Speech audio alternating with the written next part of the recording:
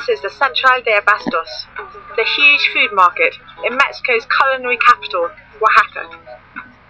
Ingredients don't get fresher than this. I've got courgette flowers, I've got the white corn, I've even got the leaves from the courgette plant. These ingredients make up sopa de guilla, my favourite Oaxacan soup. Let's go make it. The woman I think makes the best sopa de guilla in Mexico lives in the little town of Tertlan de Valle in the foothills of the Sierra Juarez Mountains outside Oaxaca. Her name is Abigail Mendoza, and I've come to her restaurant to see how she does it.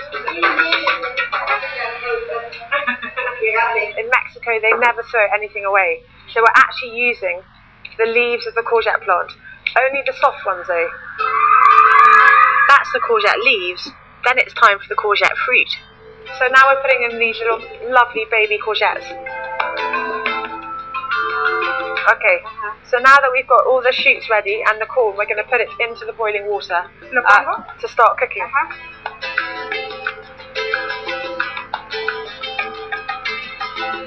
The last bit of the courgette plant to go into the soup are the flowers. Bueno, ahorita vamos, ¿sí? Para poner la flor. So really we just need to blanch the leaves and the flowers, which means just cook them until they're soft, but they keep all that lovely colour, all that lovely orange and vivid green. Yes, please. Add a bit of corn flour to thicken it and leave to cook. This soup is served with a really good salsa, and for a good salsa you need a good chili. Chile en zapoteco es jiniaj. Jiniaj. Okay, so this is a chili I've never seen before. In Zapotec it's called jiniaj. Jiniaj. Jiniaj. Jiniaj. Jiniaj. Jiniaj. Okay, I've never seen this chili before. Again, there are hundreds and hundreds of varieties of chilies in Mexico. This is just one of them. Picoso. She's saying this is really, really hot. So let's find out how it tastes in a salsa. I'm just going to try a little bit of it now, because I love salsa.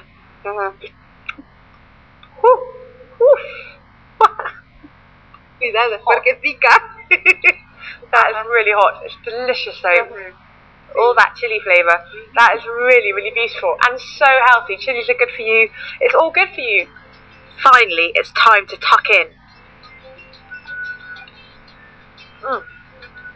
That is absolutely delicious. The pureness of the flavour of the corn, of the courgette flour, all those little shoots, and then the seasoning of that delicious garlicky chili sauce. This soup feels like it's doing me the world of good. I love it. Now, here's my corn soup.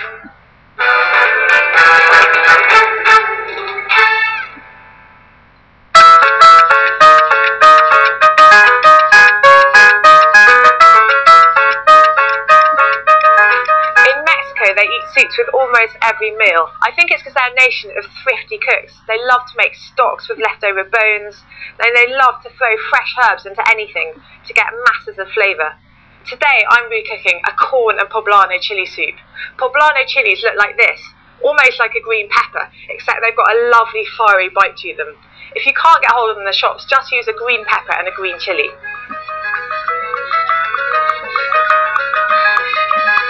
So in my pan here, I've got sweated down some onions, garlic and celery, and all those vegetables are going to really add wonderful body to the soup.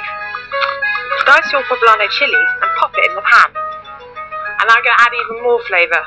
And this is what I love about Mexican food. A lot of people think it's really stodgy, it's full of black beans, but when you travel around the markets in Mexico, you see amazing varieties of vegetables, and they love to use masses of fennel, celery, chilies and herbs to pack in flavour.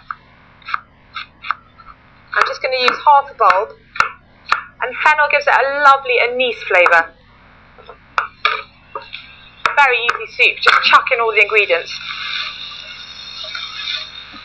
Now for some fresh herbs. Now I've got some coriander here, and what I'm going to do is I'm going to chop up the actual root of the coriander, which is where all the flavour is. And we want all that lovely coriander flavour to go into the base of the soup. In the roots go. And now finally for the corn. Now I like to use fresh corn. You literally just take a knife, run it down the side, and just cut off the kernels, like so.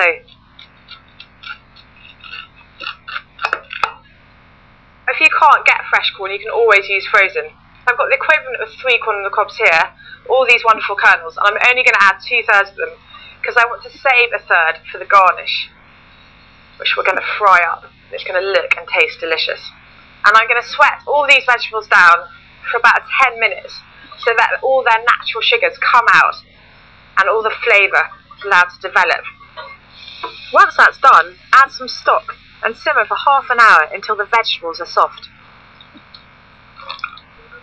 Now I'm going to use exactly the same method here as I would do to make homemade tortilla chips. And it's dead easy, but the flavour is incredible. So I've got some corn tortillas, and I'm just going to cut them up into little strips. And this is such a lovely way to garnish a soup. And it's almost like the Mexican equivalent of a crouton.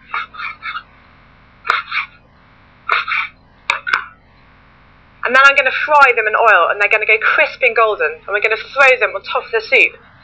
Just chuck them all in. Stir them around. And there we are. They're crisp and golden, ready in a minute. And that is going to look great on top of the soup. So my vegetables are all soft and ready to go into the blender.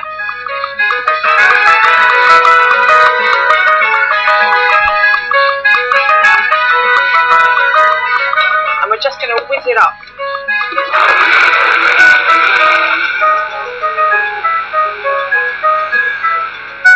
There we are. So now all I'm going to do is season it with some lime juice. And the lime juice not only seasons it, but it really lifts all the flavours up.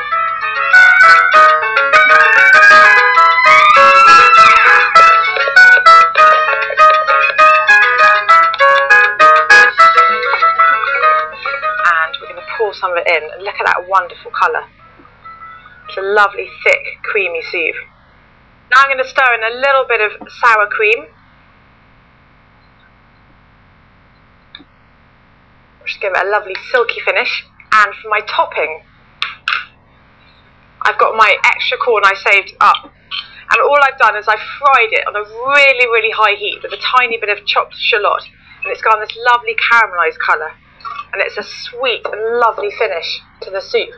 And then a few of these little tortilla chips, which look so impressive. And then finally, a tiny bit of extra coriander, chopped up.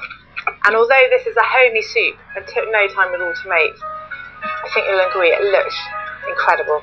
And there we are, my corn and poblano chili soup.